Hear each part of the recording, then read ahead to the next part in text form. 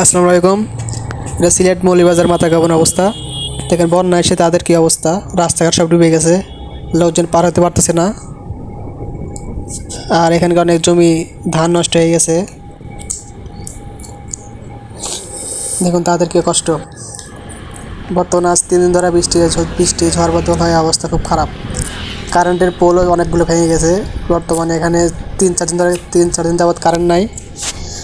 খুবই তারা কষ্টে গেছে। ওটাই না করে ভাই এখানে অনেকেই কৃষক ক্ষয়ক্ষতি হয়েছে, ধানগুলো অনেক নষ্ট হয়ে গেছে। আর অনেক ঘর বাড়ি ডুবে গেছে, দেখতে পারবেন অনেক ঘর বাড়ির তলায় গেছে। এখানে অনেক বন্যা হয়েছে। আজ 4 দিন যাবৎ ঝড় উঠতে সেই তুফান, অনেক গাছপালা ভেঙে গেছে। আপনাদের সেরকম দৃশ্য দিতে পারি নাই, এবং যেটুকুই করছি সেইটুকু একটু সামান্য ভিডিও করে দিলাম।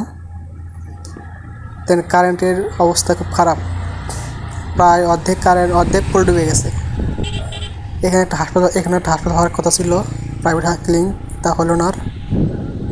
দেখুন কি অবস্থা, কোনো রাস্তাঘাট কিছুই বুঝতে পারছি না আমরা।